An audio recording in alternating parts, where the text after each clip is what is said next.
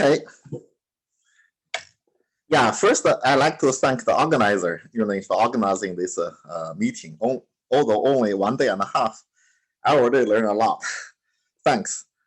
Today, I'm going to talk about a systematic construction of so-called non-liquid topological phase. So we know that the many-body system have a Hilbert space, which allow a tensor product decomposition. Actually, for quantum field theory, it may not have such kind of Hilbert space. So this tensor product decomposition property recently became a definition of a gravitational anomaly. We also know that for the system for the many-body system with energy gap, we just have a spectrum in the eigenvalue. We have a gap in the eigenvalue spectrum. But however, to really define the gap carefully, we should consider a sequence of a many-body system where there's a more and more sites. The number of sites goes to infinity. So therefore, the gap, the property is not a property of a single system, but a property of a sequence system as n go to infinity. So this this led to this definition of the gap phase. And to define the gap phase, we have to really consider this sequence of a many-body system as size go to infinity. And these two sequences are connected by this local unitary transformation.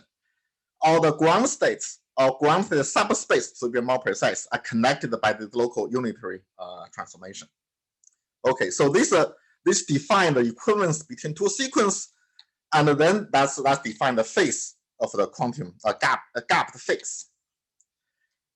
But however, to only define the local unitary transformation connecting two systems with the same size is not enough, because as the size goes to infinity, we have to consider how systems with different size are related.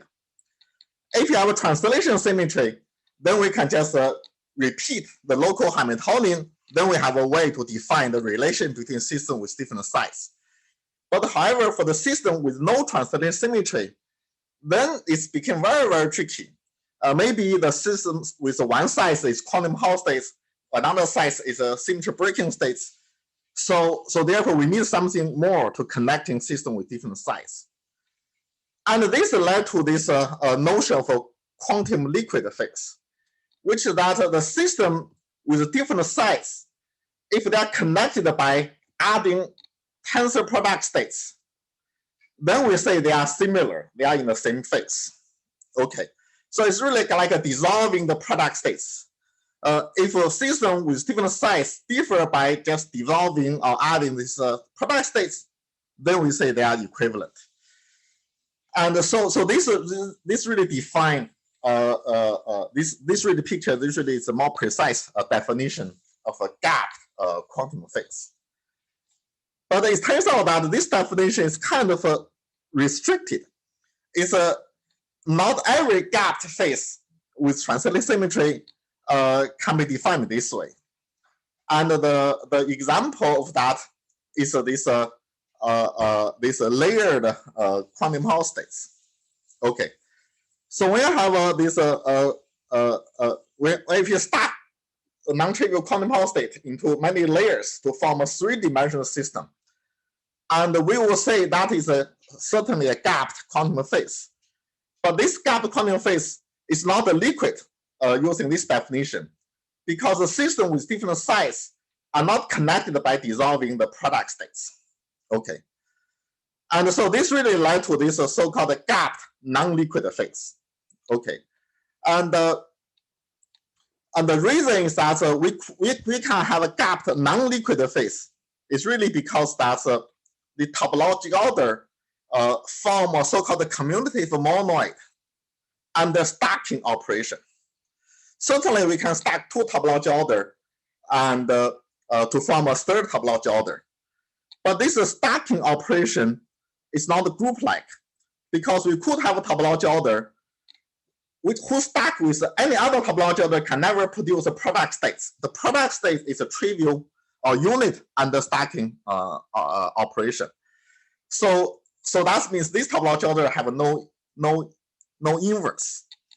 And so because we do have most topological order are not invertible, and so therefore their stacking cannot cancel each other. Okay, and so what that means? That means the topological, you get more and more topological excitation when you're stacking more and more topological together, and so you never get back to the simple one. Okay, this also this kind of a property that's a no inverse is really because the topological excitation, there's a local topological excitation in each layer cannot tunnel between layers. Okay, and so because they cannot tunnel into the layer, the topological excitation in different layer cannot annihilate, and so that's why when you're stacking many topological together, you get more and more topological excitation. You never go back to trivial one. And so this is this non-commutant monoid, this property, and the topological excitation cannot tunnel between layers are very close related. They're also related to this emergence of a subsystem symmetry, because the topological excitation will be conserved in each layers. And so we see that this subsystem symmetry and this fractal order are related. So you can see that this non-invertible topological order and the fractal order are also related. So this is basically the main topic of this talk. And so the first example of this fractal order, actually at that time it's called the quantum galaxy. It's given by Claudio Chamon, and he constructs some commuting project model on FCC lattice. And then the Haas cubic code is another fractal order, which is more exotic, have a fractal structure. Okay, so how to understand this non-liquid phase systematically? And the motivation is really that this non-liquid phase have a foliation structure because from this stacking of many two-dimensional topological order. So this layered structure cannot be renormalized away. Okay, and so therefore the renormalization seems not so helpful. It's hard to get a quantum field theory from this conventional point of view. Okay, so to obtain a systematic label, so we want to get some label of some fixed point of a non-liquid phase. So one idea is that to do this reverse renormalization. Since those layers are really there, it cannot be get rid of them. So we need to live with them and actually accept them and make them more obvious. And so one way to do so is to add the product states and to make those layers more and more separate. And so therefore each patch became very large, and then which can flow into some kind of topological order, some kind of something simple. So therefore, this is really the idea of a reverse renormalization. And so then, if this procedure indeed works, then we will get this layer which are described by topological order. Okay, and we know that in two-dimension topological order, we can using this ST matrix, which is representation of SL2Z, to roughly label them, which is approximation of a modular tensor category. Okay, certainly only have ST matrix on each layers to label this non-liquid phase. That's not enough. Those topological order also connect the intersect. So we also need the data to describe how they join. Okay, and so one way to describe how topological order join is to consider their boundary states, because when two topological join like this, join, then we can view them as a folded one, and then just the stacking topological order with some boundary. So that, and then we can classify the boundary of a topological order by following condition. the stacking of two topological order, for example, described by ST and S prime T prime, are given by the tensor product of ST matrix. Okay, and then it turns out that the boundary for this stacking topological order is classified by the integer vector or integer matrix, whatever. So this integer vector are invariant under this ST transformation. So the positive integer vector or integer matrix satisfy this condition, really classifying this the boundary. And so then for the joint of three topological order, we have this ST and S prime T prime this double prime. They have very similar condition.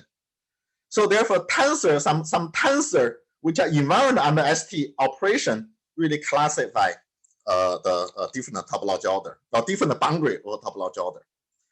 So this is the ingredient for us to build a network, a tensor network of the 2+1 dimension topological order. So we can imagine we have a lot of 2+1 dimension topological order, and they join together, and then they form this tensor network. And the data to describe them their jointing is really this rank 3 tensor satisfy this condition. And the ST matrix is a data to describe topological order on the surface. And furthermore, we can also do the renormalization. For example, we can consider this topological order which is joined as this two triple junction. And we can view these two triple junction together as a one junction which join four topological order. And when you view this way, you find this junction joining four topological order can also be viewed as this kind of a two triple junction in this way.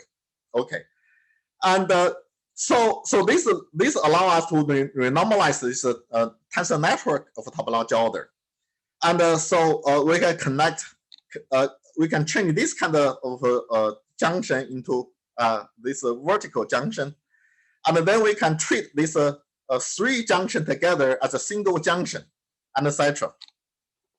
And so it turns out that under this tensor network renormalization of topological order, if the surface topological order go back to self, for example, if you have a topological order described by this a network topological described by this M and C and D, their junction, and they transform into a new topological order, new network topological order described by this M tilt, C tilt, D tilt. If this under renormalization if they are the same, then we get the gap liquid fix. But however, in most cases, they are not the same, and they cannot be the same. Then that's how we get a non-liquid fix. So this is one way to do the non-liquid fix. And for example, let's consider a 2+1 dimensional Z2 topological order. Their triple junction, actually there's a 10 different triple junction labeled by this. Those different triple junction are really given by the condensation. For example, the first triple junction are really given by this pair of E belong to different layer can condense. But however, only triple M condense on this junction. So this is describing this how they condense, how the topological excitation on the layer condense on their junction. That's how we classify a different junction. When a pair of E can condense on the junction, that really means the topological excitation, the E excitation in one layer can jump to another layer. Okay, but however, when you have a triple M condense, that means a single M on one layer cannot jump to another layer. It has to split into two M to go to move around. So this really led to this fractal-like non-liquid fix. And for example, we can have a Z2 topological order on each layer, but we have two junctions. The one junction is on even lattice is a first junction, on the outer lattice is a third junction. And for the first junction, the E can for the red junction, the E can hop around. But for the third junction, the M can hop around. but we can see that because arrangement, we see that the hopping E is blocked by the blue junction, and so therefore so that's how we get the restrict the motion.